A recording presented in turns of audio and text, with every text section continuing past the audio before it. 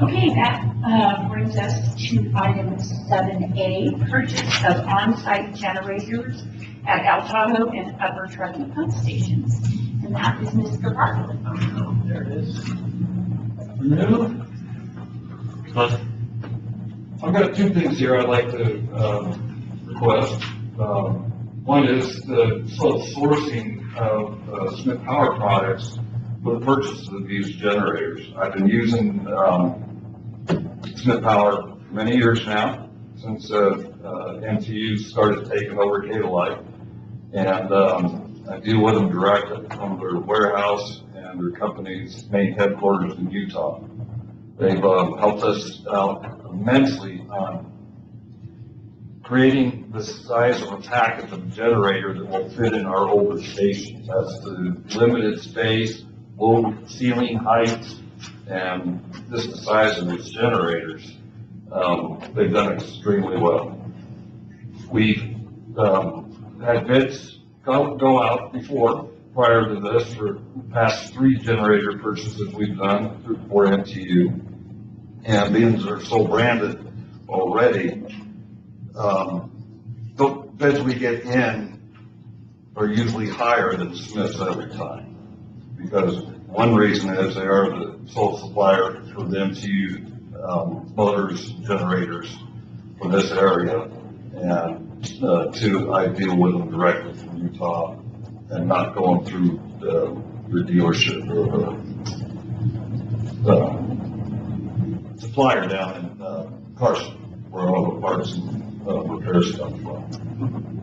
And then the reason for it to replace these is, one, the 2 generators we in Tahoe and Upper Truckee Sewer are out of compliance by quite a few years now. I've had these budgeted for a number of years. I've been asked to hold off while they try to get some grant money lined up for the purchase of this, and she has. So these are all, both these ones here are grants that we're going to be using. And so, anyway, and plus I'm going to upsize them to a larger capacity kilowatt setup to anticipating upgrades to the stations a few years down the road. And the other reason for the sole source is, after this, I've got 2 more I can go order. And they are grant-funded generators for improvements to Paloma Well and Keller Booster Station, which will be coming up. So I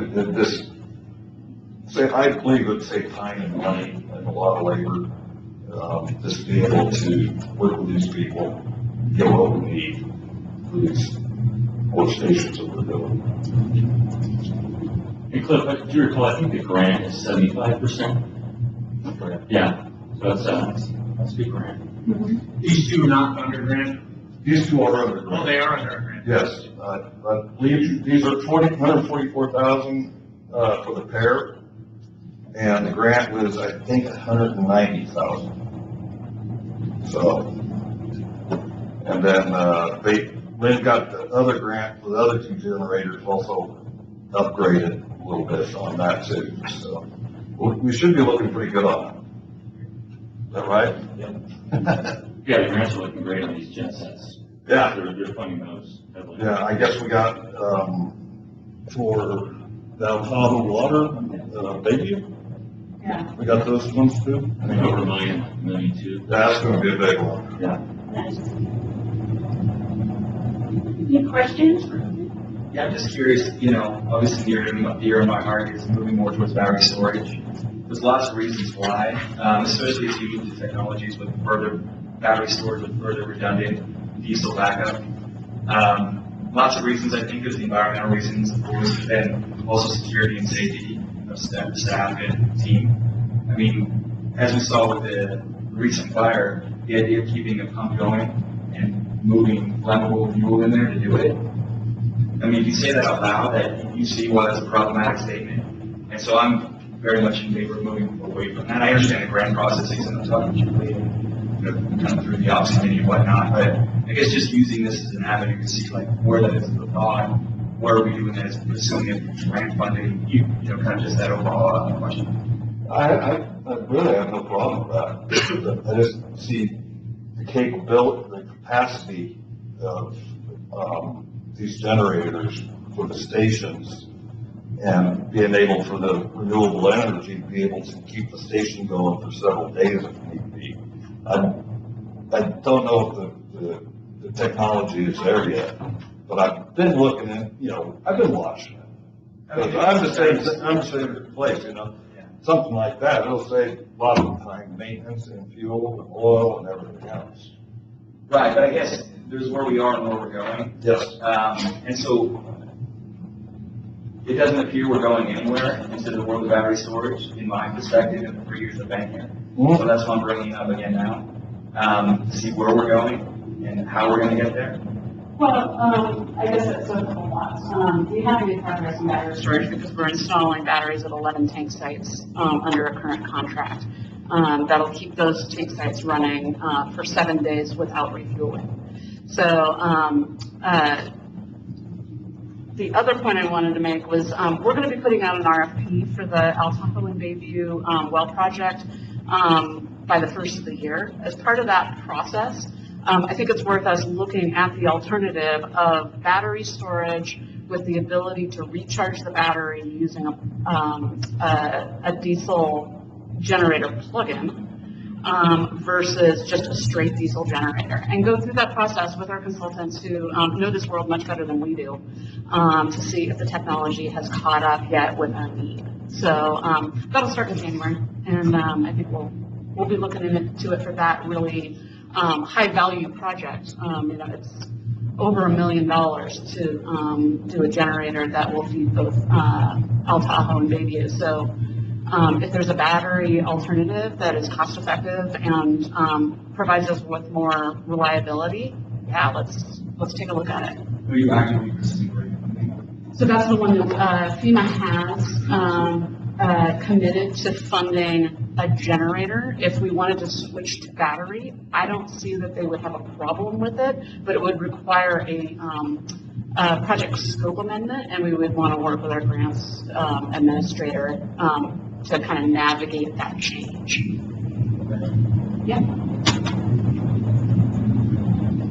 Anything else?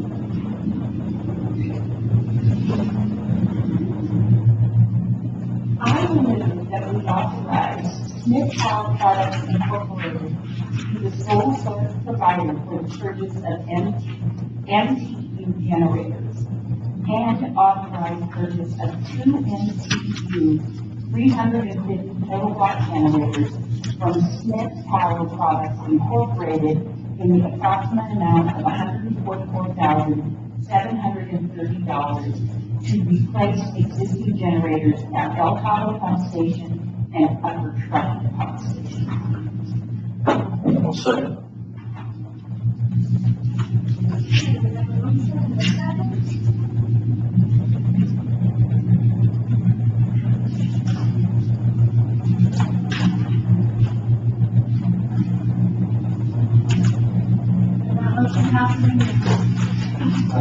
Thank you. That brings us to recycled water strategic plan, Steve Caswell.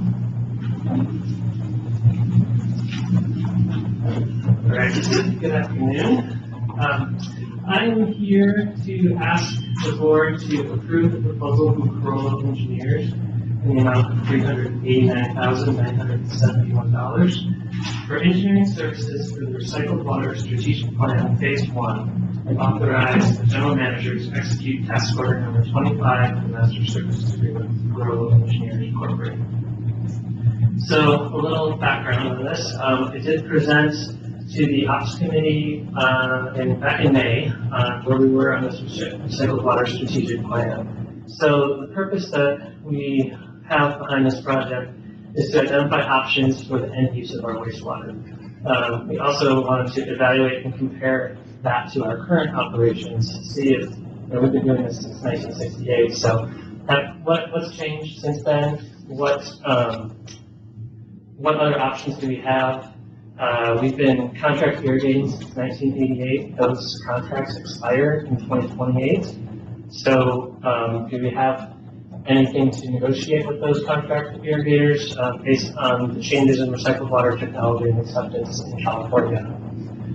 So, so we have been talking about doing this project for several years now. It was a victim of COVID. We put it off a year because of the pandemic and the uncertainty and challenges associated with that. So we have now been able to move that forward. We issued an RFP back in April, and we ended up getting 2 proposals. And so then we went through our typical process where we had a panel review them, and we were actually staff was split pretty evenly between the 2 proposals about who to choose. So we went to an interview process that we had in July, and based on the results of that interview, Corolla was the unanimous selection from the interview panel. And so since then, we have gone through and talked, had several scope negotiations with Corolla, talked about what we wanted to get out of this. One of the big components of this that we typically don't do is a fairly robust public outreach campaign, because we are, talking about changing our operations and potentially looking at options that could be in basin or out of basin. There's a whole slew of options that we've already identified, but we want to make sure that we engage the public, get their input, and make sure that we aren't overlooking anything that would be a benefit to the community or that the community wants. And so we have a fairly large public outreach aspect of this project as well. And so that is, again, something we typically haven't done in the past on a lot of our projects, but this one seems to be worthy of that. And during the scope negotiations, it became apparent that the budget that we had was not sufficient to do the entire project. So what we have developed with the consultant was to split the project over 3 years instead of 2 years, and only proceed with phase 1. Phase 1 will take that slew of alternatives that we've sort of already identified and any others that we identify along the way, and do kind of a high-level analysis of those so that we can easily screen those things, screen things out that don't make sense, and that you can do the sniff test on and go, that's not going to work. So, and then get down to a more reasonable number of alternatives to really dive down into. But because we don't know how many alternatives we'll get down to eventually, we decided that's part of phase 2. We won't worry about that right now, but we want to get through this phase 1 process where we engage the community, do that high-level screening of those alternatives, and have something that is defensible to the public of here's how we've gone through these alternatives and here's why these things did or didn't make the cut. And so then we will come back to the board for authorization for phase 2 once we get to that point.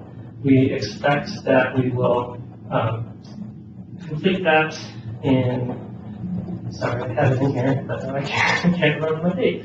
It'll be complete probably at the end of next calendar year or early 2023. So we would be starting phase 2 in early 2023 and complete that by the June of 2024. And with that, if there are any questions, I'd be glad to answer them. Do you have any estimate for how much phase 2 might be? I do.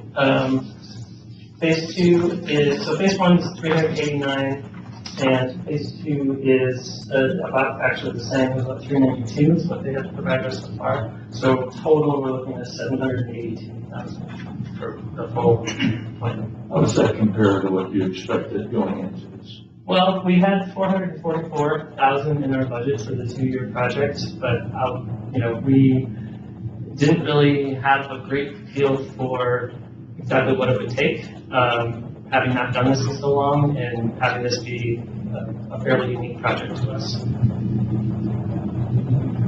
So roughly double. A little bit less, but yeah. You haven't got the change orders yet.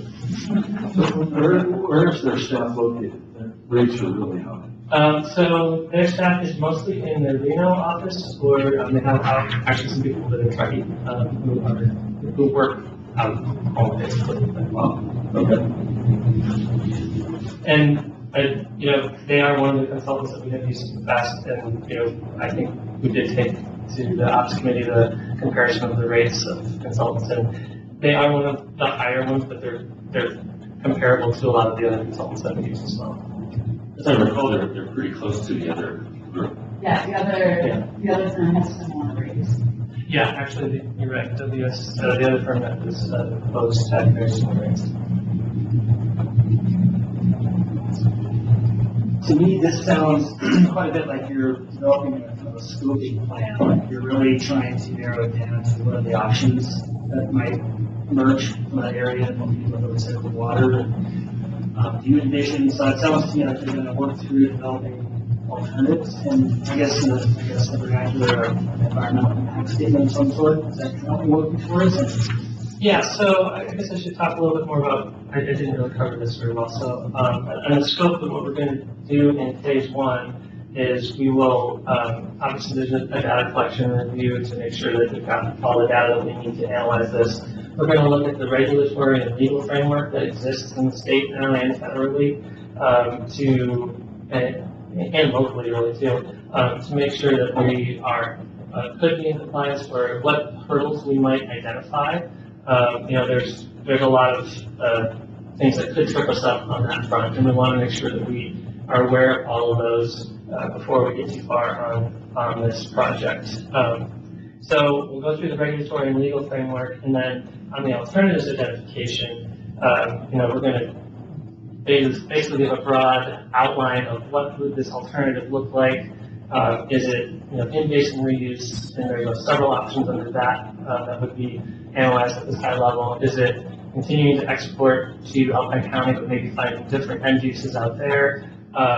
And so we would take all of those. I think we've also talked about, well, could we ship it to Nevada up here in the basin and then have treatment take place over there too? So there's a whole slew of alternatives that we're considering, and we want to identify the major hurdles and complexities associated with each of those, from a technical, legal, regulatory, financial, sustainability, natural resource management, political, and public acceptance. So it's going to be a really broad look at a lot of different components of each alternative and trying to just see where are we going to get tripped up on, how big are those hurdles, how high do we have to jump to get over those if we want to pursue those alternatives.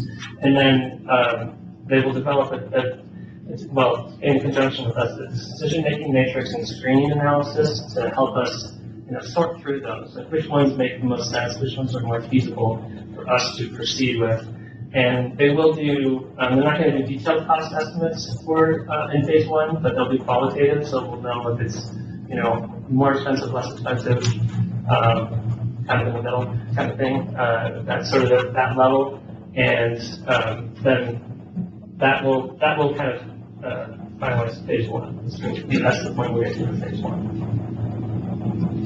So what alternatives are you thinking about? So we've identified up to about 16 right now. It really depends on how you define an alternative, because there's kind of sub-alternatives sometimes, and so it's like, is that each one alternative, or is it one alternative with two sub-alternatives? But I'd say that we've identified 16 right now at this point. We think we'll get to probably about 20, maybe a little bit more for this phase one, and we're thinking that there will be probably close to 6 that will make it to phase 2 at this point, but we'll revisit that once we get through phase 1 and determine how many we want to take forward. What is the engagement with the board look like in this phase 1? So we have, I can certainly come back and give updates as often as you guys would like. We do have a couple of workshops that will be open to the general public. We also will be forming a technical advisory committee, similar to what we've done on the groundwater management plan efforts. And so we will have opportunities for public, and I think board members are obviously free to attend any of those, as long as we don't violate Ground Act sort of considerations and things like that.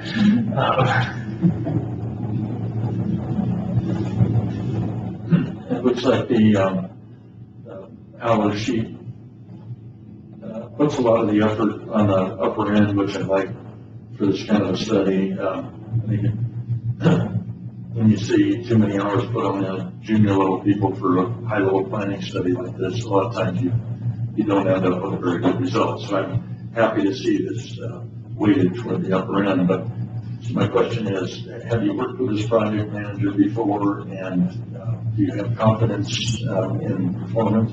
So, I can't believe I'm going to say this publicly in public meetings. I worked for Corolla for 16 years. And so I have worked with this team extensively, and I have the utmost confidence in them. So. Any other questions?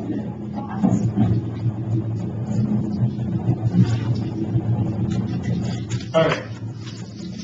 So, would you like me to reread what I'm asking? Let's find it.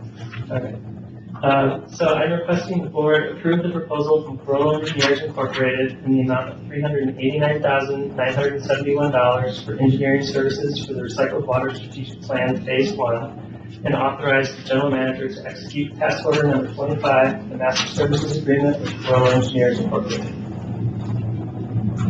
I'll move to approve. I'll second. Okay, we have a motion and a second.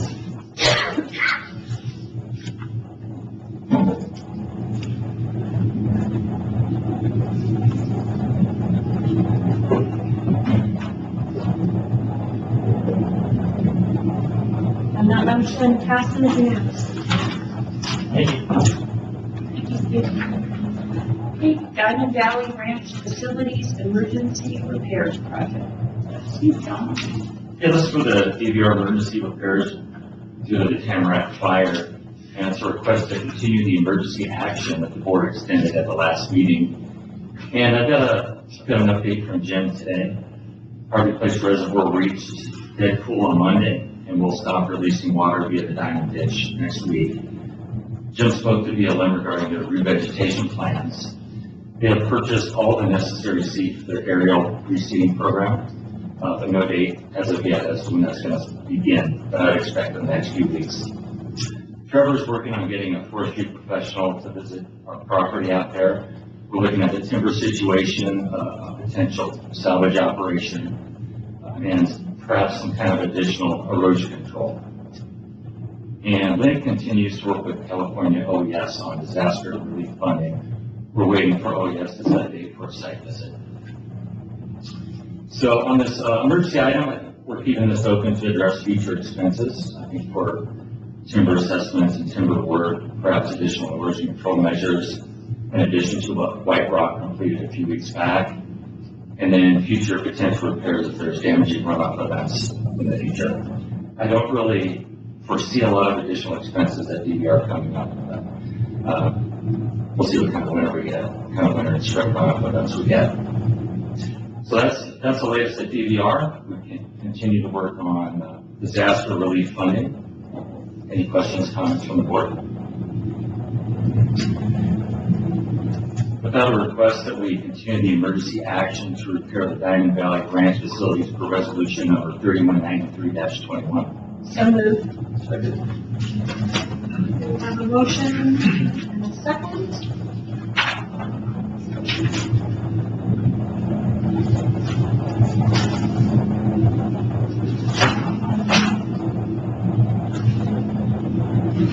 That motion passes unanimously. All right. Item D, outdoor fire emergency response. John. Next emergency, this is a request to continue the emergency action you approved at the last board meeting, and here's the current status regarding the Tahoe fire. Our emergency operations center remains active, but we connect as a group just about once a week. On the operations side, field operations have returned to normal. We put a temporary plastic roof on the airhead control building that was damaged by the fire. So it's temporary, but they should be good all winter.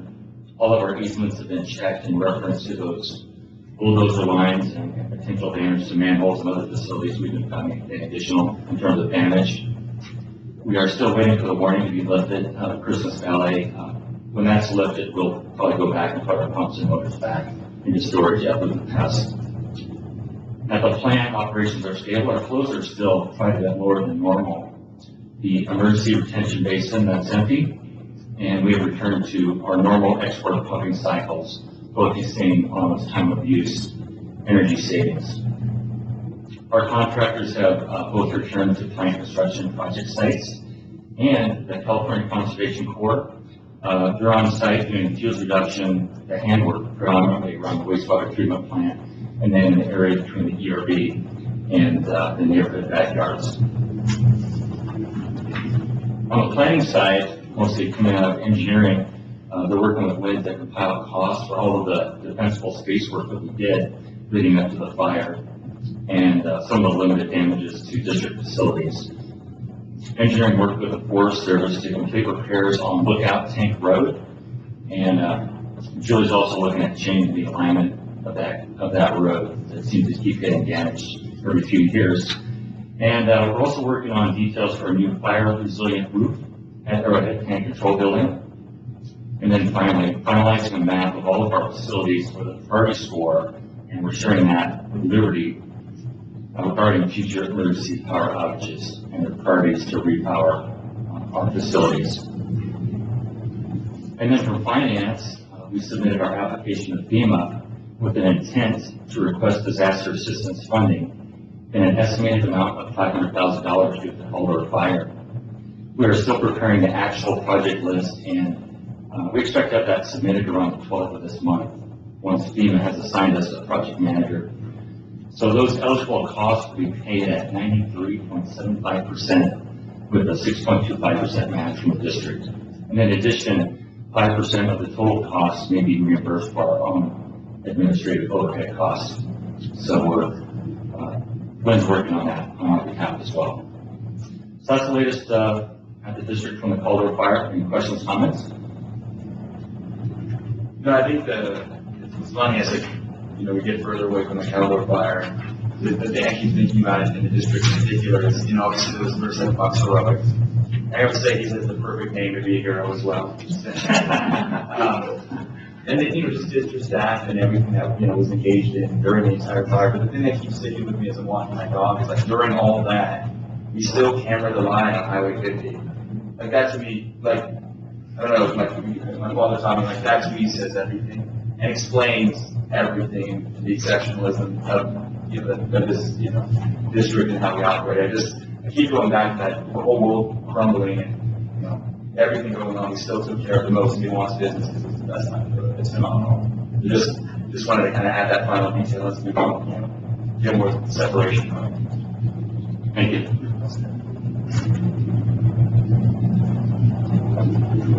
All right, with that, our request that the board continue the emergency action to respond to the Colorado fire for resolution number 3194-21. So moved. Have a motion and a second.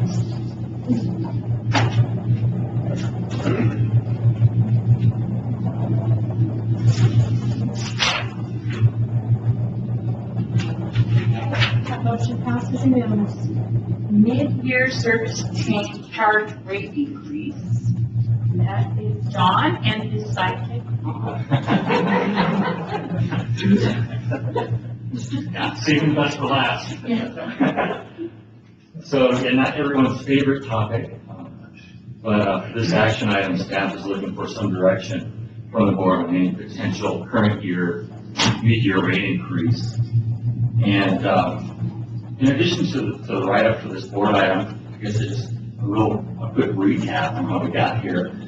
During the budget meetings this past year, March and April, the board decided on no rate increases in May due to the ongoing economic uncertainties related to COVID.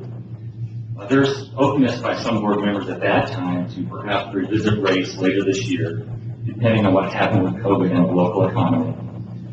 This idea has again been brought up recently by some board members in committee meetings and personal conversations, even some board meeting comments. So I'm just bringing this forward today for a full board discussion so we can get some staff direction. As we are approaching the beginning of the next budget cycle, we'll be updating the new 10-year capital improvement program and preparing the next fiscal year 23 budget. So if a mid-year rate increase of any kind is desired by the board, we can get on it, get the word out, and perhaps put an adjustment into place in January as detailed in the right up here on the action item. So Paul and I, we don't have any project or budget presentation for you today. We feel the board is fully aware of the projects that are out there and that some are delayed because of the 2 years of 0% rate increases. Again, with some detail provided in the action item that's provided for you here today.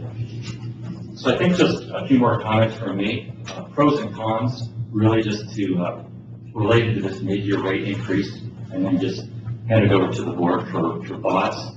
So just top shelf on the pro side, a mid-year rate increase would help us get back to our pre-COVID 10-year CIP funding track. It would help us address current year unbudgeted expenses. We have had some board discussion on this recently, and actually, Paul, I was wondering if you could expand on this at this point, the unbudgeted expenses so far this year. Sure. I think you've seen and heard all of them come before you, and I've expressed my concern stating that I think it's the greatest number, both being the number of requests as well as the amount of unbudgeted expenditures in the shortest period of time in the 13 years that I've been here. So it's definitely been challenging, and especially because I knew we had built this year's budget extremely tight because of the lack of rate increases over the last couple of years. So I knew that any unbudgeted or over budgeted expenses would impact next year's funding available for projects, basically.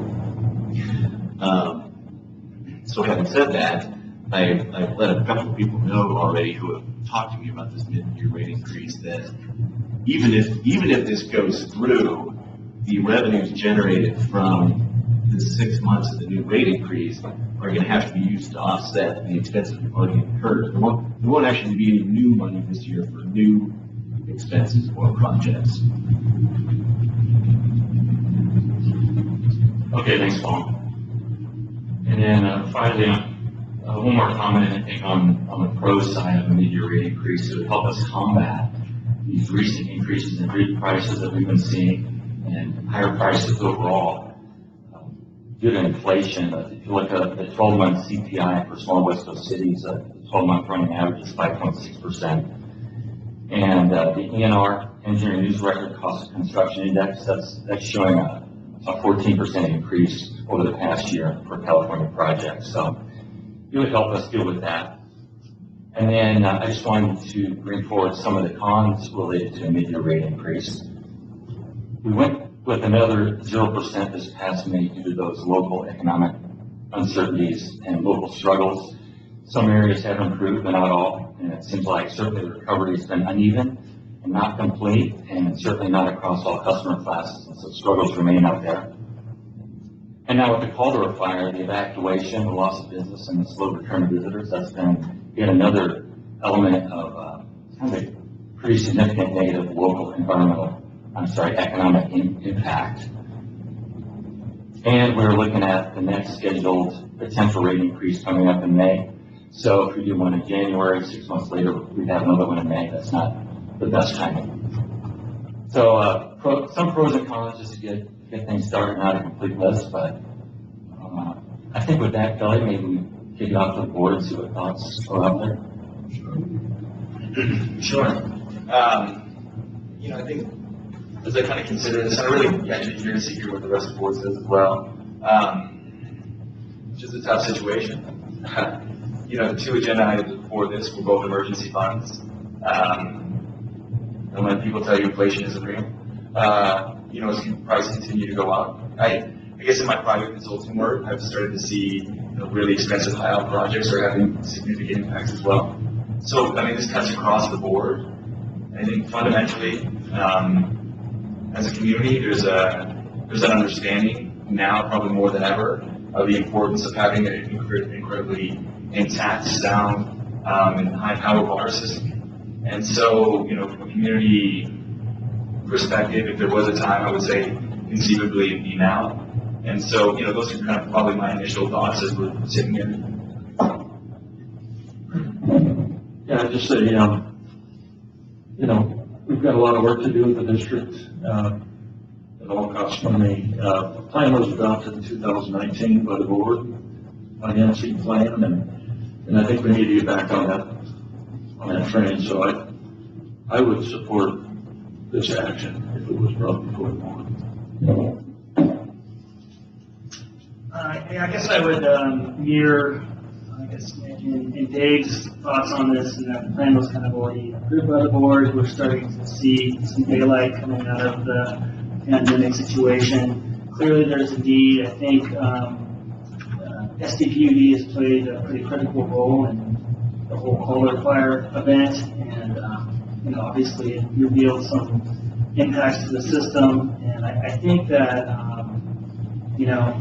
people will understand. I think it's really important as we move towards any kind of rate increase to really be transparent with the public and kind of giving them an idea of what does that look like in terms of how much it's going to cost them per month or what have you. I think it would be nice if you're looking for a mid-year type increase is to kind of look at some options. You can bring back some options to us to consider. So like maybe this is a no change, this is what it means in terms of the system's integrity. Here's kind of a moderate option. This is kind of what we can move forward with and cover as it relates to that. And then here's the full board if we were to go with the originally adopted plan in 2019. And this is what we can accomplish. I guess for me, one of the things that I'm curious about is really what kind of capacity does staff have? Do we have sufficient capacity to really take on additional funds to really knock out those projects that are kind of listed out there? And I guess just getting some assurance that capacity exists within staff to actually do all the work. So I guess that's kind of I would have a really hard time approving 2 rate increases in a 6-month period. So I am hesitant about a mid-year increase. I have all my years on the board, I've been a proponent of moderate, regular increases. We've had unprecedented, uncharted waters we've been in, and I agree we're coming out of it. I just would really need to be convinced that doing a mid-year increase, doing one prior to the typical May, when we would look at this, I would really need to have some strong proof. And yeah, I would have a hard time doing it personally. I just don't like the idea of doing 2 rate increases in 6 months. It's too, I don't know. I can't. Yeah, I just can't see doing that. Just isn't, I have a hard time, so. But I respect what the 3 of you said, and now let's hear from Mr. Simple. Once again, getting the best for So we start off on one end of the spectrum and end on my end. 100% dead set against it. I made that clear to Joe the other day when we talked about it. And my reasoning is such. First of all, while we did have to suffer through the pandemic, we see a little daylight. What we aren't seeing is the struggles that daily go on with employers that can't hire employees and therefore still struggle at any cost, hourly wage, to get them going. All right? I mean, that's a real struggle that's going on as we speak. So if we're basing it solely on what we think the economy is doing, I think we're not there. From a common sense standpoint, I don't know that we've ever had a mid-year increase, and I won't support it now either. I think if we want to raise rates more in May, when we get there again, then we have that option to do so to make up the lost ground, or at least to try and get back on track. It's a horrible precedent, and I think we should not do that for any reason. I honestly believe that when we were polled on this at the beginning of this whole conversation, I think it was fairly close to unanimous that no one was in favor of that. And you're allowed to change your mind. However, I think it's a terrible idea. Anybody have anything else? I mean, I suppose the thing I keep thinking about is, as I spend my own money or as we spend our own money, budgets are just priorities with price tags associated with them. right? I mean, our town almost burned down. I mean, I don't know what to say. Water lines aren't cheap and they're getting more expensive every day. I don't want to raise rates either. There's like no part of me that would want to do this. I'm not saying we don't raise rates, I'm just saying we don't do it in the middle. Because I would Kelly, I'm still raising them twice. Yeah, So how would it work? I guess you guys point out, so how would the double rate raise? Oh, sorry. well, I mean, and just, Chris's point is a good point. So we're on track, I don't even off the top of my head, it's what, 5 and 6 is the max? 6% water, 5% Yeah. per year grants. And I think everybody, well, Chris and myself, and I think Nick too, I think everybody kind of had an idea that it would be less than that. It would be less than the max. If we had, so, maybe in May, go for the max. I would be more inclined to do that than to have 2 rate increases.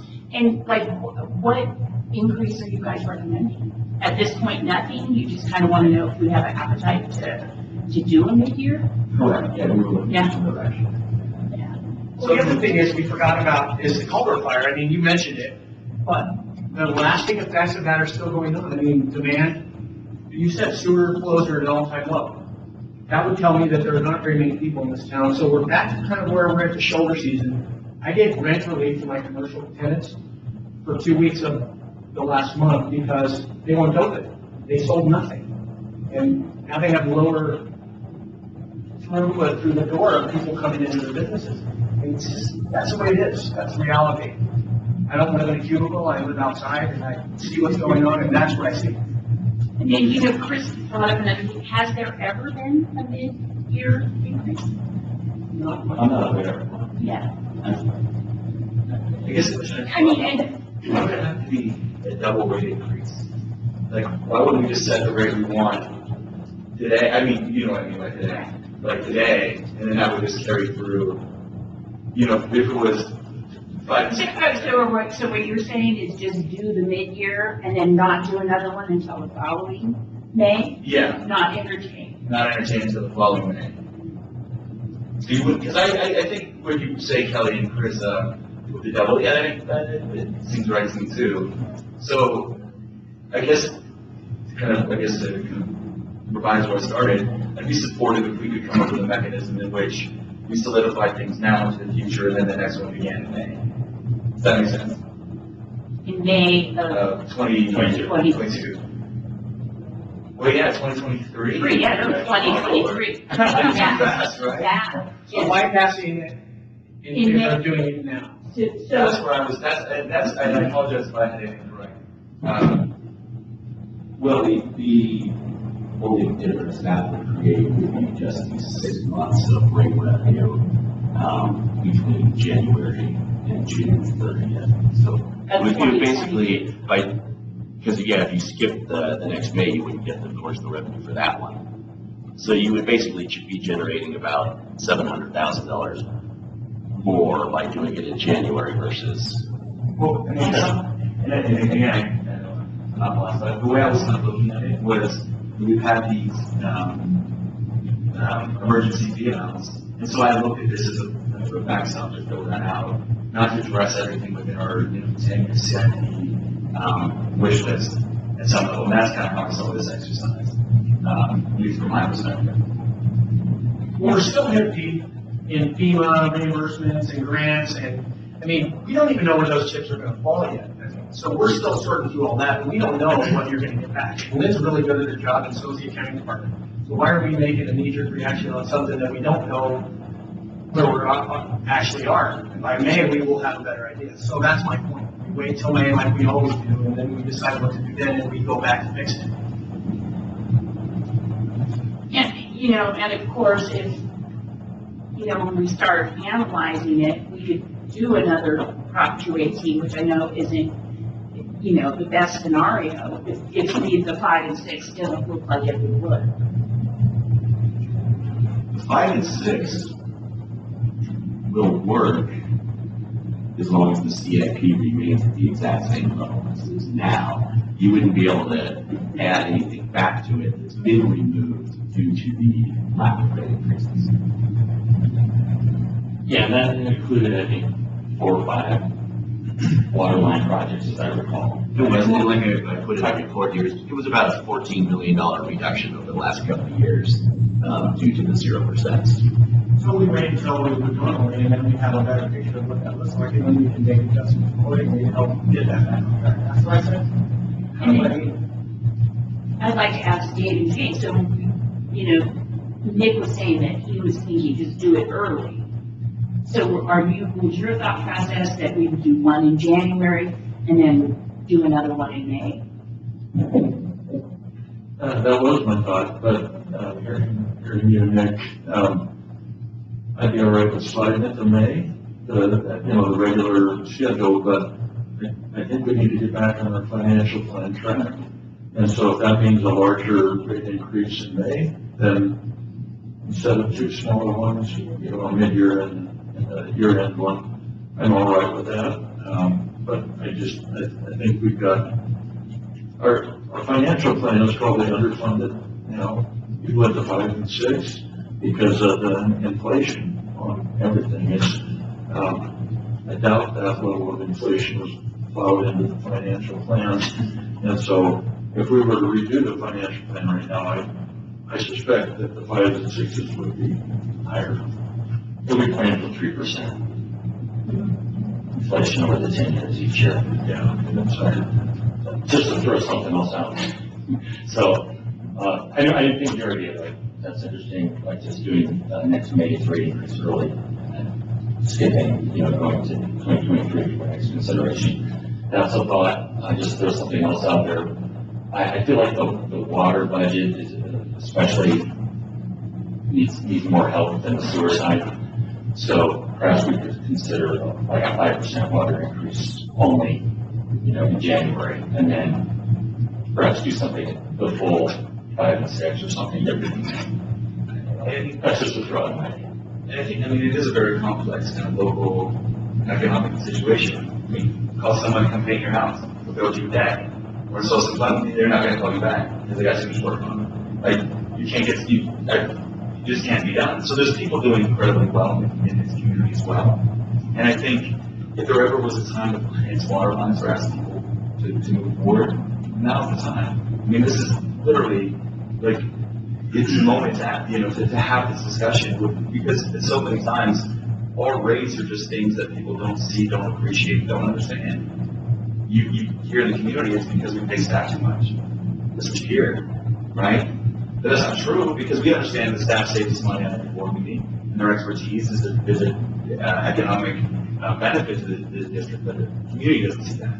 So right now, what if we do, something like John suggested, we're utilize it, and I think Shane made a really good point of explaining exactly what it was. Imagine if you paid your federal income taxes and you saw a pie chart that like, oh man, I fed that many people, I got that much money towards highways. Like it would create a different kind of feeling within you. And if we're using this into the water system in particular, the benefits of the water system, hydrants, and our ability to fight fire, I think that's going to be very well received.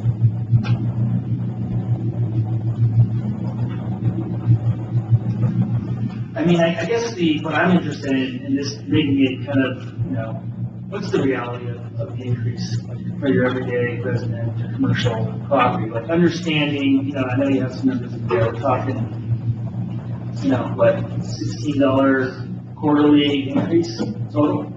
It's like $17, $18 per quarter per average for water and sewer. Come on. And I guess for me, again, just breaking it up, I think I'd rather, if we're gonna talk about a rate increase, not doing it twice, I think going at it once and then going on it earlier so we get some recovery. We're gonna have that conversation. And I think it's just, let's get real. Like, how much is this really gonna cost your everyday resident or your customer? And I think the other thing is, let's place SDPUD in context of other, sewer and water providers in the basin. Like, where are we relative to that? It sounds to me like we're still, much cheaper, and providing very high quality services to our community. So, yeah, we're more than 30% below the regional average for water and sewer for us. That's an economies of scale that has to do with the number of customers versus cost. So that's a real, I mean, that's apples and oranges, honestly, even though it is true. Yeah, I mean, the ideas in that also. But we'll go one of the largest, second largest, utility provider on that assessment. I guess the other question is, we had talked about connection fees, and that was something that was going to be dug into. And is that something that you would also bring back as part of the overall rate package? Yeah, probably, Paul? I would expect that to be a separate item. We'll have 2 or 3 meetings with the consultant to go over that. We're working on it right now, and we're going to have our initial staff meeting probably within the next 2 weeks. The board will be getting a little bit back in probably the 2 to 4 month kind of time frame. Yeah, it should. And my expectation is that there's not necessarily going to be an increase associated with those connection and capacity fees. The main purpose of doing it was to have them restructured so we have more flexibility with them. I guess I would recommend that you bring that together as a package for these as well. Let's bring it all together as one, instead of like just breaking it up. Okay. Yeah. But the time is sorry for that. Yeah.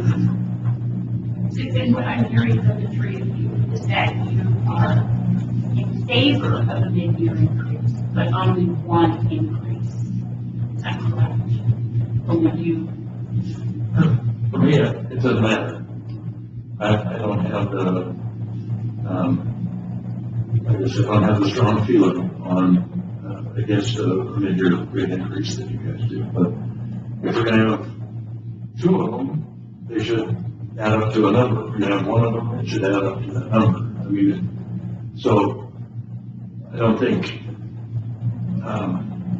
if we just want to do it once, we just need to be able to raise enough revenue with that single rate increase to get the job done. And, so that's, I guess I'm indifferent whether we do mid-year plus May, or just May, or just January. That part doesn't matter to me as long as we raise the revenue needed to do the So job. I'm leaning towards just May. But do you want, does the rest of the board want more information? So what would the actual, I mean, what's the CIP today? This is an estimate. Like, I mean, I know what we have here, but what, with today's cost, what would it be? 20% of the 10% and 5%, just higher than what we're looking at here. You know, as I look at, I guess what I'm saying is, the numbers in my head, we don't have nearly enough money, and I can't get to the math, and it doesn't exist. Right? We're underfunded to our future liabilities, and they're becoming more stark and more kind of, it's going to become a systemic problem. You have a pipe, and then it becomes really, really expensive, right? And so, you know, you really, again, I don't want to raise rates either, but it's a very serious thing you have to be considering. It's not people's emotions, it's what is going to happen to our water and sewer system if we don't invest properly. So I don't know what the numbers are today. Needs what we said in the last 218 process, and to get that kind of covered, because I think your point's the exact one, at least that's the way I look at it. Like, if it was 2 or 1, the sum has to be the same, and that sum has to make it work so we can finance our water sewer system and success in the future, in particular by wildfire. And so, I guess with all that, I know we're short. I don't know how short we are, and I don't know what that does into any projected rate increase fees when I would propose to do it. So I can speak to that question in a little bit, just off the top of my head. You know, the 5 and 6% plans that we pulled together to accompany the Prop 218, those don't reflect the needs that we've identified for the system. If we were to be able to address the needs in the next 10 years that we know of today, on the water side, we need $100 million. That was the plan that we came up with last January. Time keeps moving forward, and we're not chipping away at those problems as fast as we'd like to. So I suspect when we go through this process again this year, that $100 million is going to go up. And so I think you've got a 10-year plan right now that's around $60 million. So water only, yeah. And so those issues are compounding. Because to to Dave's point, we are behind. I had a recent project, 2 years, 2.5 years, for square foot, went up 35% in 2 years, right? And so you can't sort of forecast it out, so, you know, it's hard to, even if you just do kind of moderate increases from where we are, means our deficit. I mean, reality is a terrible thing, but I don't know how you close that gap. To give you another kind of thing to chew on is that we're taking about 15 years between when a project is conceived, unless it's like super urgent and we can't live without it, but 15 years from when it's conceived to when it's installed. That's a really long time with a system that's already 60 plus years old. So one of those projects is the upgrades to our Cold Creek and H Street booster stations, which are serving neighborhoods that don't have fire flows that back to forest. We've known about that project since 2012, and it's slated to be in construction in 2025 or 2026. So that's what we're facing. But that's just kind of as we think about this, continually working, we sit here, we go for over budget items, not doing most of it, but here's just the reality. But there's a rubber meets the road now, no matter what.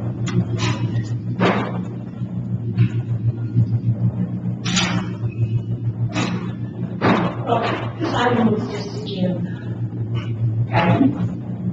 So, let's go. So, some things I've heard out there is to wait until next night, make our decision that will be effective on the next fiscal year. They could bring that rate increase up in its entirety this January, do it early, and then we can bring something back in May, or tell us not to bring something back in May. We could just do something only on the water side now and revisit both water and sewer. And then I think that's kind of the three main ideas I've heard out there. If we want to do something that's effective in January, if you give us that direction, I think we would, put our public outreach program together right away and probably bring something back to the board in December that would take effect in terms of rates in January. So that's possibly the last piece. Or end of November. Yeah, about 6 weeks. So give us that direction. We can do some outreach, preparation of that. We'll have an opportunity to vote again. We just don't want to do anything that's obviously. Yeah, from my standpoint, I'll just clarify. Since I don't have a strong opinion on January versus May or June, whatever it is, I'm going to defer to Shelley and Chris, as because they do have strong opinions based on local economy on how to time that. So the timing, I'll defer to you guys. But as far as the number, I think we need to set this next rate increase to get us back on the plan. That I'll follow your lead. I'm not going to vote against you. That could definitely be done. The questions with 5 and 6, the 5 and 6 one, yes. Well, we're putting the cart before the horse, Nick. I mean, I agree. I agree with everything you said. Right, yeah. As far as the 5 and 6, I mean, that's something for a later discussion, right? I mean, like Dave said, we can come up with that number, whatever that is. And with the Paloma well being double what it was supposed to cost, we see the future, right? But this is a battle we've been fighting for a long time, and we will continue to fight the CIP battle. And I just don't like the idea of a mid-year increase. That's my problem. I think the problem is, though, we're losing battle. We just don't see it. Well, I don't think so, because like I said, there's a bunch of variables we don't even know the outcome of yet, which is how much money comes back from FEMA, how much money you get reimbursed from the state.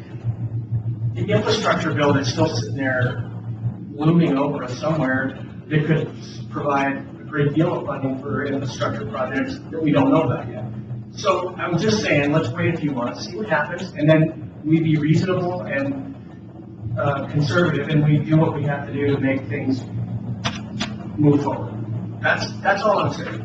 I'm not saying that I'm trying to be unreasonable or, I mean, it's pretty well thought out, in my opinion, from my own perspective. No, I don't disagree at all. It's more, I guess more I'm just kind of, thinking more as we're sitting here with this topic matter, both today and kind of into the future as well, as these ideas are presented. So I guess that's probably more the exercise or equally the exercise as well, at least in my mind. If we have to put out a new 218 and go up to 10 or whatever percent that we have to do to make it work, then we do it. And we stick with our program that we've been on since we've been doing it. Yeah, I think that makes sense. And so I guess, yeah, like my kind of closing thoughts to talk through this, it's just more knowing now that that's kind of the real numbers of the CIP and these type of things, just to ensure that when the time's right in the coming months, that's available.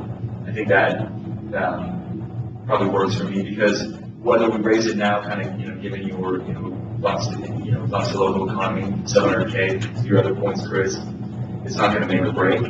But I guess just long term into the future, we want to make sure that we're going to be able to keep the system whole.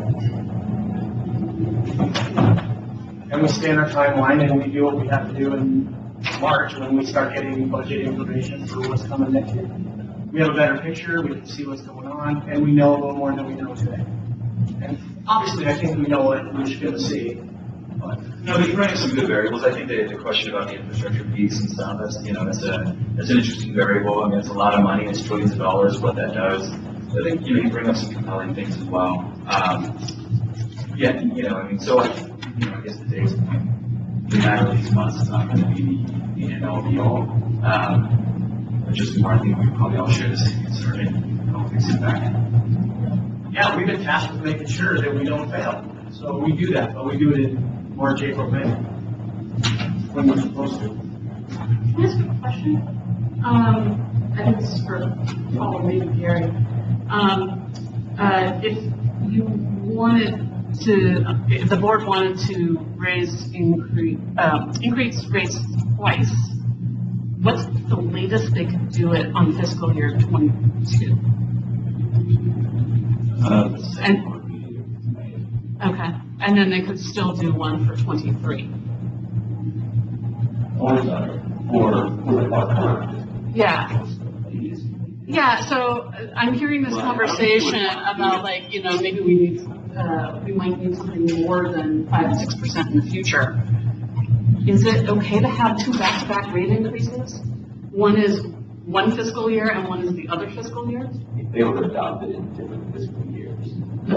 I'm just curious. I don't think that would be an issue. Rather than revisiting a whole new Prop 218. Yes, and I believe, you can verify this, but I believe if they wanted to, because there's been 2 years skipped, that the increase for effective July 2022 could be greater than the 5 and the 6, because the Prop 218 was issued with actual rate amounts, not percentages. So it said the maximum rate this year would be this, and next year would be this. And so I believe it could be more. We never thought there would be any desire to have a rate increase greater than 5 and 6, but I believe that option is available. So without having to go through the whole process again. Correct. I think that's right. Oh, yeah, so, because I was thinking. I was going to ask you next, Gary. You concur with that for me? Basically, you take a look at what you passed on the prior Prop 218. You take a look at those maximum amounts you could have raised it.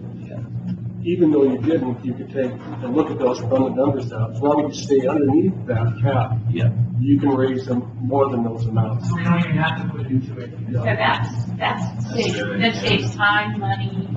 So you kind of have to play catch up within the current 218 structure. Okay. Without having a rate increase in January and another one in June. Yeah. I think that's very positive. And I think we keep the connection fees separate. Yeah. Okay. I think we keep the connection fees on a separate item. And I think that last time we got to a boondoggle about it was with the Tahoe Prosperity Center. We were supposed to be working with them to come up with something amenable. And that was really our only hurdle at that point, from what I can remember. Yeah, the structure of our current capacity charges didn't really work for low-income housing projects as smaller units. So we're working through that. I mean, that's the idea. Yeah, When you start to structure in a way that. We want to make them feel like they had an input on what. Well, absolutely. Oh, yeah. And I guess the question is, are they running? Okay. Are they joining the conversation as it relates to the connection piece? They haven't yet, we haven't had our meeting with the consultant yet, but, once they get going, they'll definitely include them. I like Chris's idea of keeping them separate. Yeah, we'll do that at the same time, or but separate items. Oh, that's fine. I'm just saying, Well, that's the way we should have done it 2 years ago, but that's the way it goes. Because you run into a really, the prosperity centers, if you're gonna be relying on rate that connection fee increases while simultaneously trying to incentivize affordable housing, it's just not gonna work. I don't know how else to put it to you. I know, It's just, yeah, another battle. right. Yeah, on the connection fees, we were looking at models elsewhere that kind of consider square footage and other elements that would be beneficial to workforce housing projects. So are you talking about managing our connection fee the way that I've done now? We're looking at potentially changing the structure of having, We should. The square foot, I'll just put you right now, square footage concept is something that we support, but just in theory, I mean, we'll have to see how it plays out, but generally speaking, it applies to fees and, projects I work on, and compared to say a lower income, square footage is a pretty good indicator. yeah, That's something we're going to do. yeah. Okay. I trust it. Yeah, he's good, his experience with 2 or 3 area agencies that are doing or looking at something similar, so he's got experience in that, appreciate it. Okay, so I think what I'm hearing, the board understands the concern with our system, the needs of the district, the local economics, our history of rate increases. Looks like we're going to pull out some flexibility with the way we put our last Prop 218 together. We'll look into that for the specifics. But it sounds like we'll stay the course. What I'm hearing is that we'll stay the course for now. The course that we set in May for no rate increase this fiscal year, and revisit this rate increases during the budget process with all this additional information. I was curious, when we get back to the process next year, would there be the opportunity to have someone with the local expertise that could, kind of provide a presentation of the local economic realities of the South Shore community?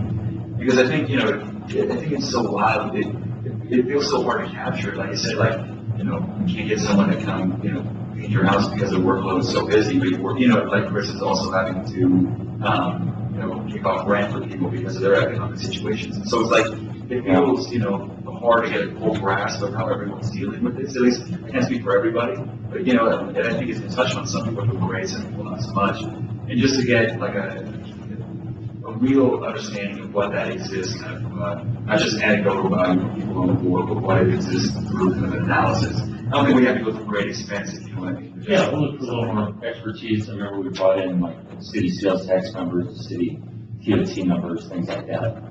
But maybe build on that a little bit more. Unemployment numbers, Shane had some similar comments along those lines. The leading indicators and what's going on. Yeah.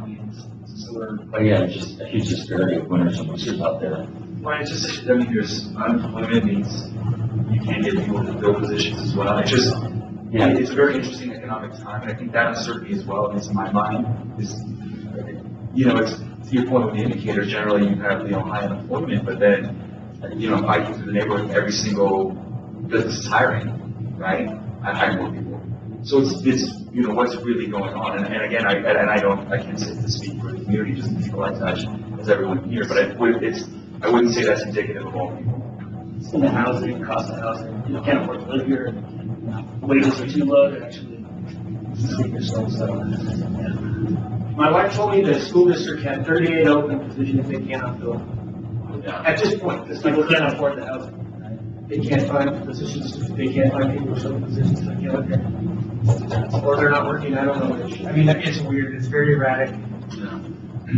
It's not across the board consistently, like, people aren't doing horribly. Some people are, some people aren't. But I think the public would perceive a mid-year rate increase very badly. I think if we do it and we do it, we can say, look, we have to do this because we didn't do any rate increase for 2 years. We got all these projects that have to get fixed, so we don't burn down, To save money. and I think people will understand that. But I think, I think Chris is speaking about truth, and I think, to like the public outreach, I like the idea of, whether, something very simple but tangible as you see with, like, how many, linear feet of water line or fire hydrants, these type of things, that people are going to respond to that, I think we all have that feeling when they pay fees, taxes and various things, it just feels like it floats out to nowhere and you don't see anything back, right? And so to kind of create that relationship, again, I'm not terribly worried if it's now or a few months, the connection with the Tahoe fire, I think will still exist. I think it will exist with people forever, actually, they didn't want to do it. But, I think creating that kind of relationship and, having a long lead time so we understand and can explain it to the community, that makes sense. And I think the flexibility that Paul and Gary raised as well, helps to alleviate some of my concerns because it provided for that flexibility and need be.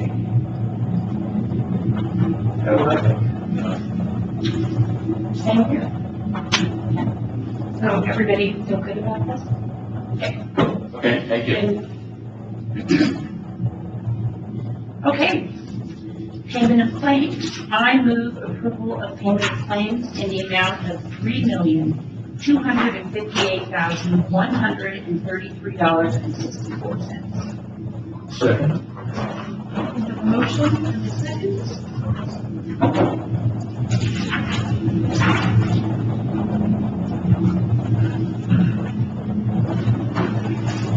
Motion passes unanimous. Standing and ad hoc committees and liaison reports. Nick?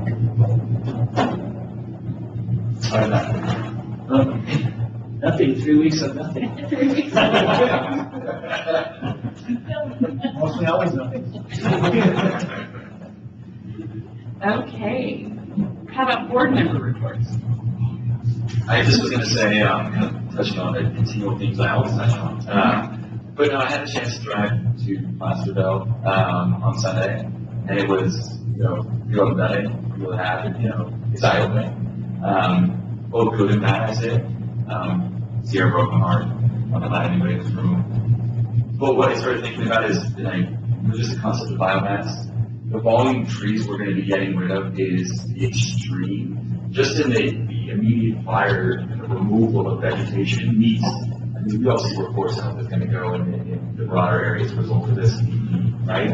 And so, my issue with biomass has always been, you're cutting the trees down to no kind of really return on investment that you can substantiate. You're also trucking those, burning those with no return.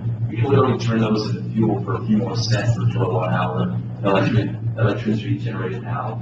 But we created an economic stream to continually fund fuels reductions and fuel clearing, which seems like a really high thing to do with how many trees we're going to have to get rid of in the near future. Just simply piling them up and burning them is not viable. The volume is simply too great. So we're going to have to think about other things. So, again, I've always been supportive of that idea. I thought it was a failure of imagination. It's economics to put it together and just, I want to put it back out there. Sounds like you're talking at Steve, maybe a biomass facility at Back Valley Ranch. It's maybe a not just for burning and generating electricity, but maybe other wood products, things like that. Because you got the Tamarack fire outside, which means they have there, and you got. Just as you're thinking about, if you look at the hillside per acre, trees, like, it is such a staggering volume of trees that are going to have to deal with. It's like, let's make something happen. Cool.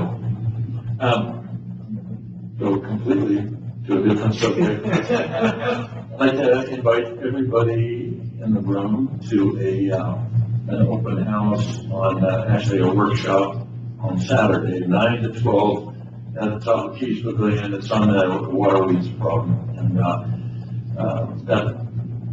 there's a controlled methods test program that's proceeding through the permitting process. It's supposed to be a decision by Mountain Regional Board and TRPA in January. So this is kind of moving toward that decision point, but there'll be a lot of, it's kind of a number of stations that you go to. So you go through at your own pace. You don't have to be there from 9 to noon. You show up anytime between 9 and noon and just learn something about what's going on and what the decisions are.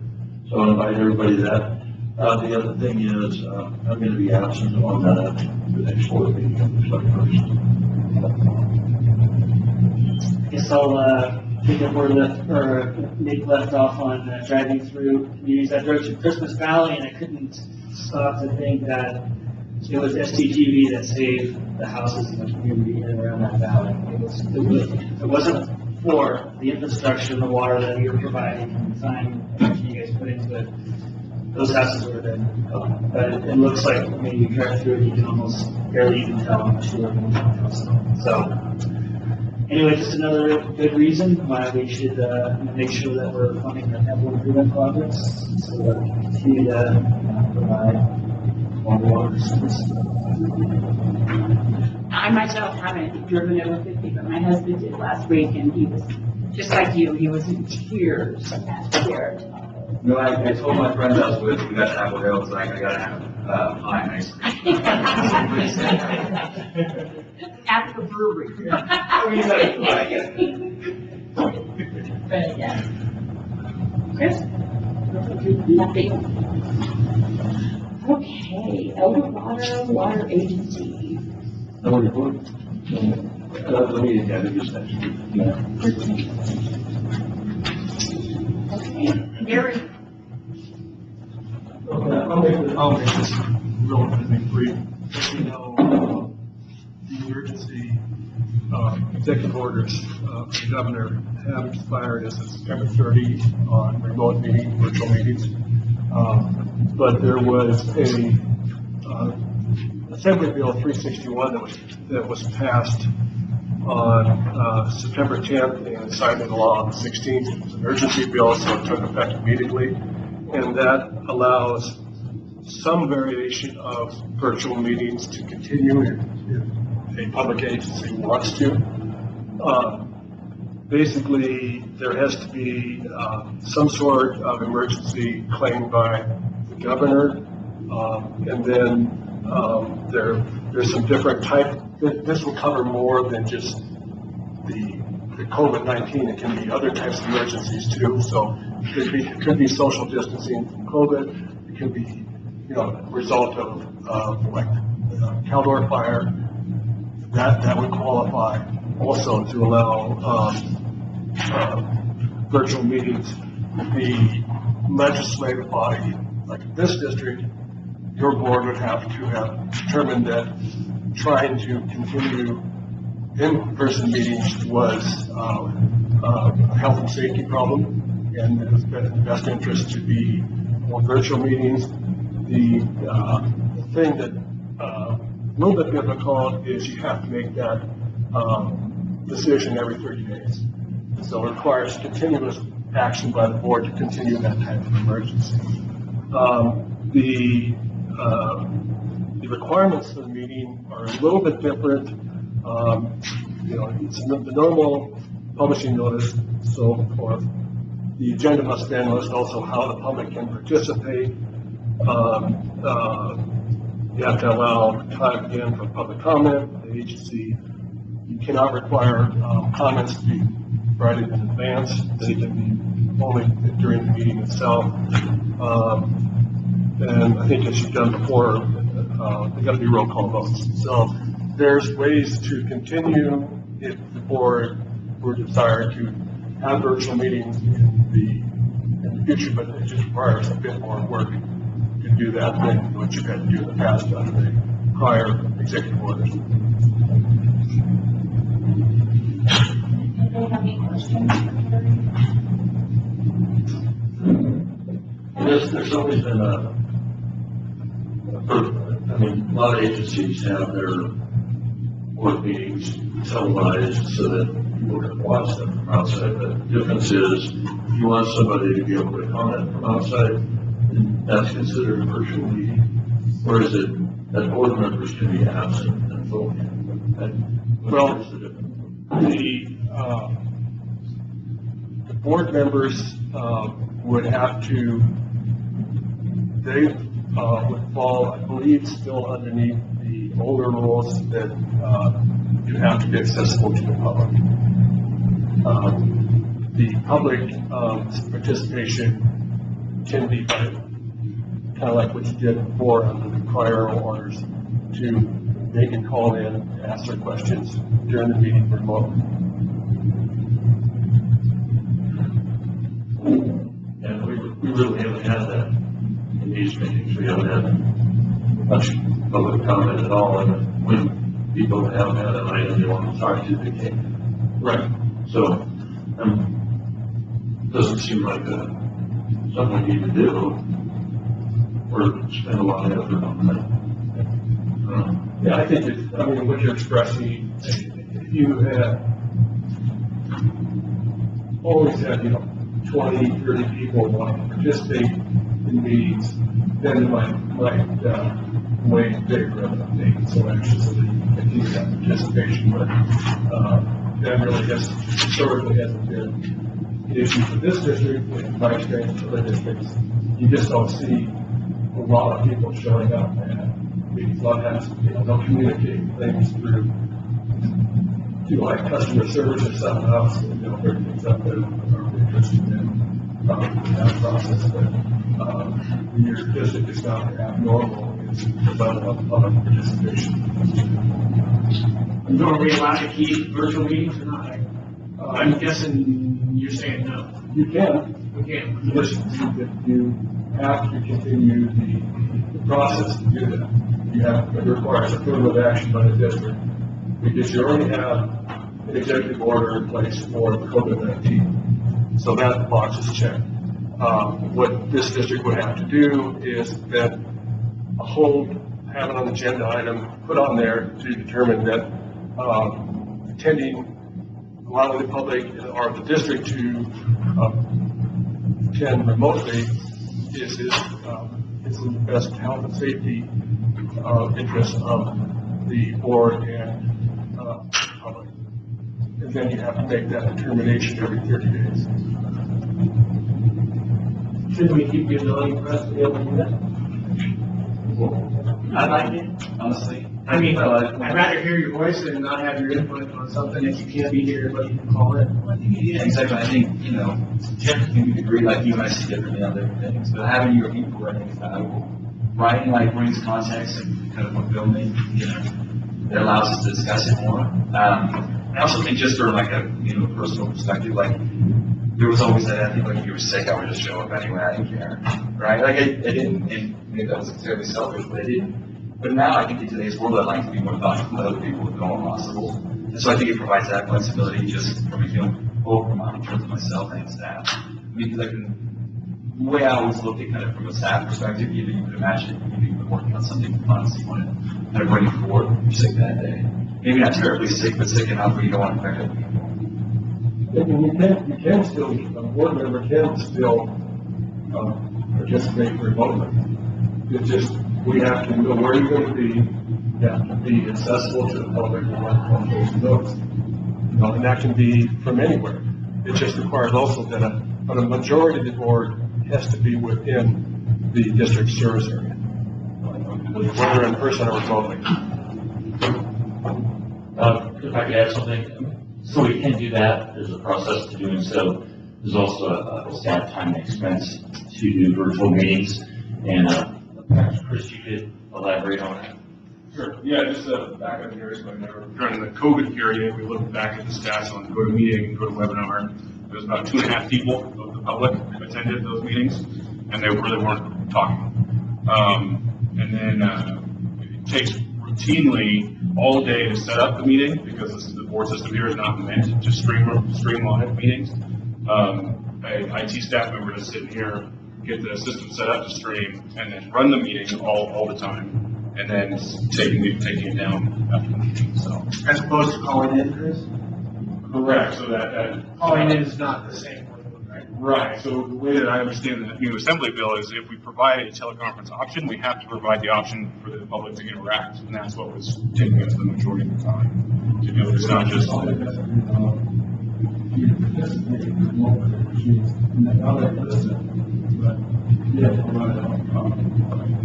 that's the difference that we were providing in the past, was just that listen-only mode, and that's what we can't do anymore. Typical participation in the past, I feel like it's not over the time and expense. And we do host these meetings the next day. You just can't obviously participate live. Yeah, the videos are up usually within 24 hours. So I think unless you'd like us for us to do something, otherwise we'll just continue to do essentially like we're doing today. Sounds good. Okay.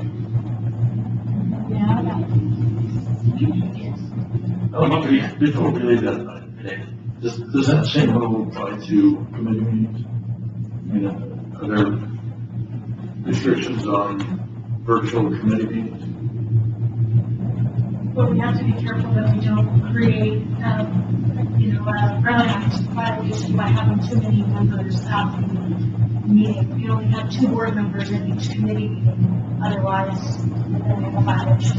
I guess the nature of it, we've been calling into meetings like operations committees and a Zoom meeting, and so we haven't been doing it here in person. Can we continue to do that without restrictions? I'm not sure, I'm not there. Yeah, we don't really know, but we'll look into it for sure. There's a couple of things Gary's gonna look into, so. The public could access that committee via the, If we had it set up, yeah, we have to, do all that in advance and put that out on the agenda so they know where to call it to at what time and all that, which typically in a regular, process, we don't do that. But it doesn't require all the extra effort on IT's behalf to sit in that meeting. It does require someone to create that meeting number and make sure it's put on the agenda, so there's a little bit of extra work, but it's not like here. This system is just very complex, so to add that component into this requires some IT. The board members can be remote as well. Committee. I think that's what Gary would have to That's say. what I'm wanting to verify. Julie, you include the go-to meeting link. It's in the agenda when it gets posted. And is that posted on our website also? or- Yes. So in the, theoretically, the public can like open it up, click on the link and do it. Yes. So if we had 2 people in meetings, how do we pull into the ops meeting? To be honest, normally it's candidates that come to the ops meetings in advance of an election. Right, that's the majority of the outside interest in the operations committee.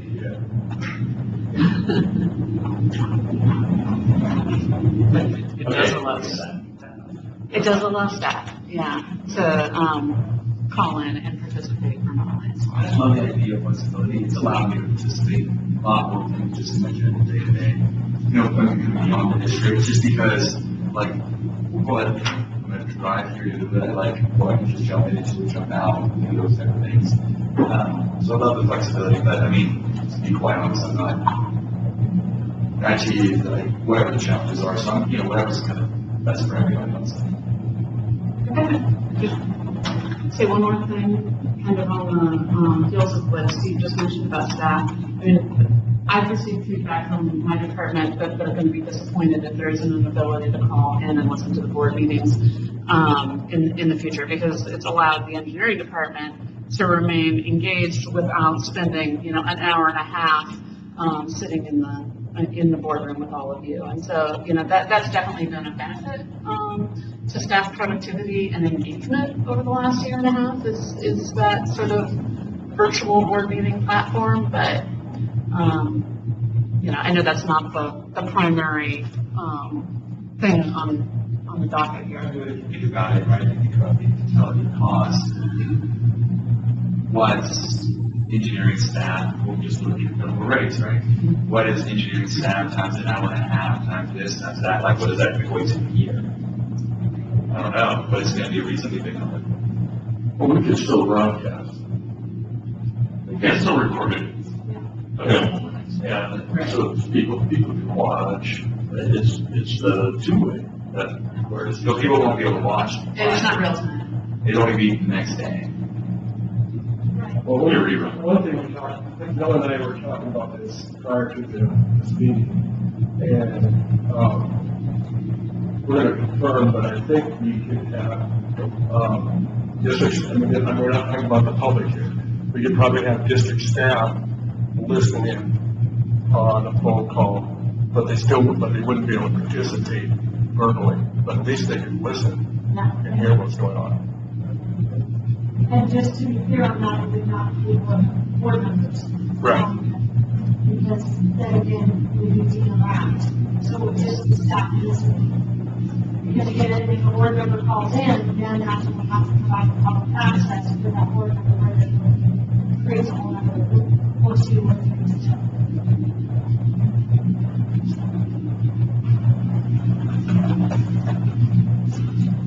Okay, continue. Jim reported got a couple items here starting with staffing. So on this item, we'll start with underground repair water. We held interviews yesterday and selected Buck McClellan as the new supervisor for underground repair water. You know Buck, he's currently on the pumps crew. He worked for underground repair water for a while before that, and Hank Construction before that, and Sierra Tahoe Radio Mix before that, and many other places before that. So a lot of experience and many challenges in the water department with our aging infrastructure, as you know, and other challenges. We need to build a more organized and efficient, a more productive and proactive department.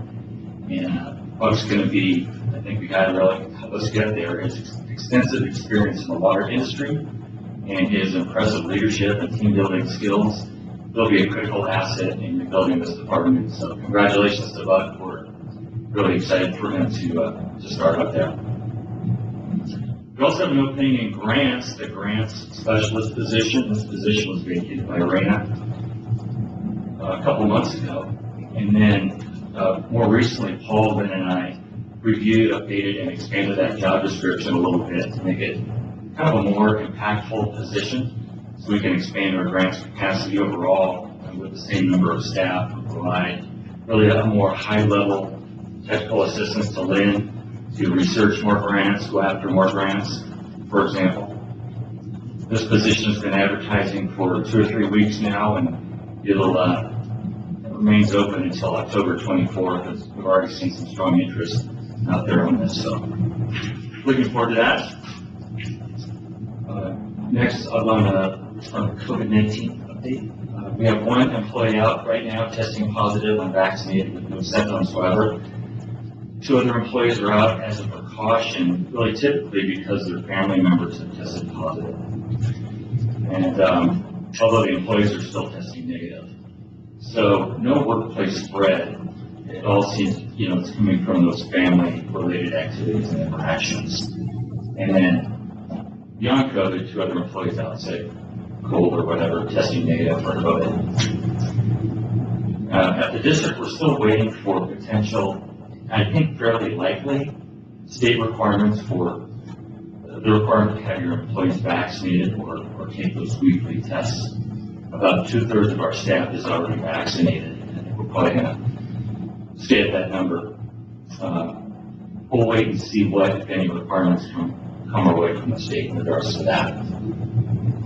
Any questions, comments from the boards on COVID? Fire hydrants.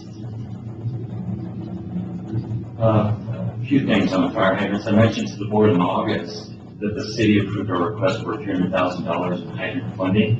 And this amount is coming from the city's direct allocation of the ARPA COVID relief funding package. I spoke to Joe Irvin last week, and our staffs are going to work together to put some kind of an MOU together. They'll bring to council. I expect we'll bring that back to the board probably in the next month or so. We're looking to install 37 new hydrants in the city with this money, and the city will buy parts with that $300,000. And then it's my expectation that our own crews will be installing many, if not all, of these hydrants over the next 2 construction seasons. Do you know where those are going? Somebody asked me this. We have a map of the exact locations. Send that to the state council. Oh, they have seen those exact locations, and in fact, those 37 don't include any in Tahoe meadows. That became a question at one point back in August. So that's the city hydrants. I'm still working with the county to get exactly what we're looking for. About $600,000 in additional funding for hydrants from the county from their ARPA allocation. So actually 72 hydrants in total. In other hydrant news, we're taking our first ever look at all of our hydrants system-wide, over 1,900, actually 1,905 total hydrants in the district.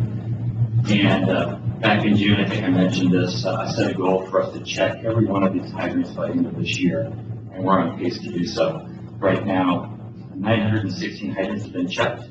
We found many dozen hydrants that are working but leaking and definitely need some attention. We found 6 so far that did not work at all. We've already replaced 4 of those, and the next 2 will replace. It's high priority for replacement in the next few weeks.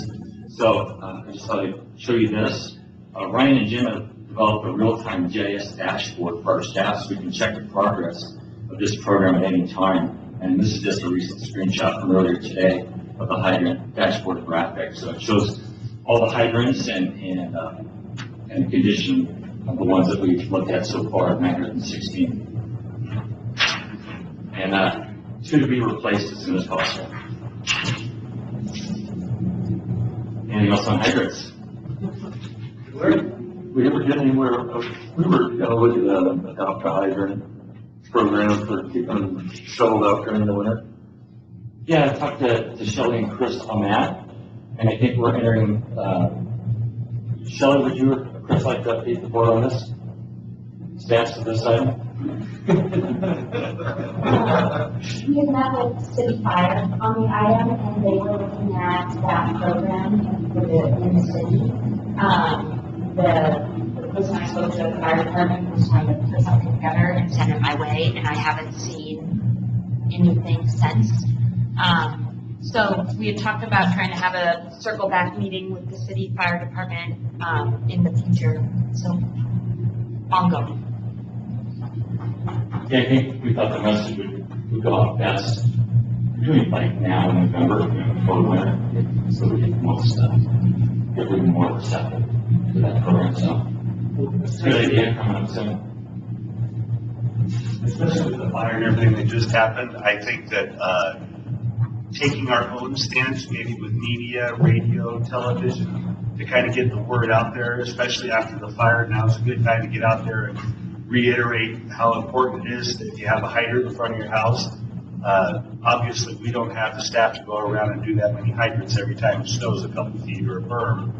But we've also talked a little bit about maybe just going out and trying to get our thoughts out now or in the next couple of months out to the public. Okay, thank you. Next item, Lake Tahoe Community College. The LTCC president, Jeff Franco, he called me right about 3 weeks ago, asked me to attend his State of the College presentation. And at that presentation, the district was recognized along with the city, the Forest Service, and all the fire crews for our contributions in fighting the color of fire. So at his presentation, he featured some of our own photos of facilities. And the presentation amplified the importance of a robust water distribution system and reliable fire flows. And making that happen takes a team effort, and it's especially challenging to keep water flowing during evacuation, during power outages. So I really appreciate Jeff and the college for their support and recognition of the district's efforts on behalf of the community. And I have one more item to add, just coming up in the last few days, but this is from the California Tahoe Alliance, we're a member of, and we will be hosting about 30 people here next Tuesday in town at the district. About half of this, about 15 are staffers representing our various state legislators. So they will be here, and other agency representatives will be here at the district for our fire-related presentation, and then we'll do a tour of the fire areas. We are emphasizing the importance of both fuels management and a reliable distribution system, amplifying our message that more funding is needed for more waterline and hydrants in the waterline urban interface. And we're actually providing with specific project examples from the district, from Tahoe City, from North Tahoe, and others.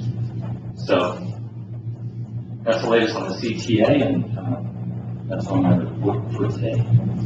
Okay, so it looks like we have a couple items for closed session.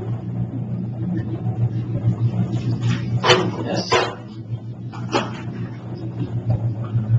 Out of closed session into open session. Okay. On the 11th, I want to build a claim against the district received from Jeff Lee. Staff recommends to reject claim against South Tahoe Public Utility District for losses allegedly sustained by Jeff Lee and request the Joint Powers Insurance Authority resolve the claim. So moved. I'll second that. We have a motion and a second.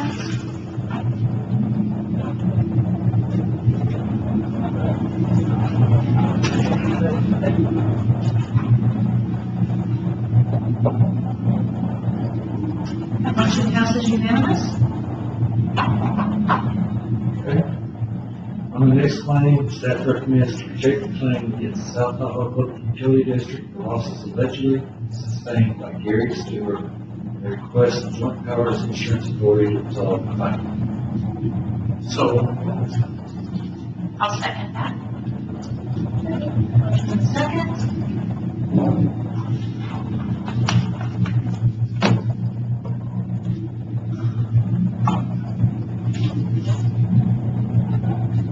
That motion passes unanimously. Thank you. This meeting is adjourned.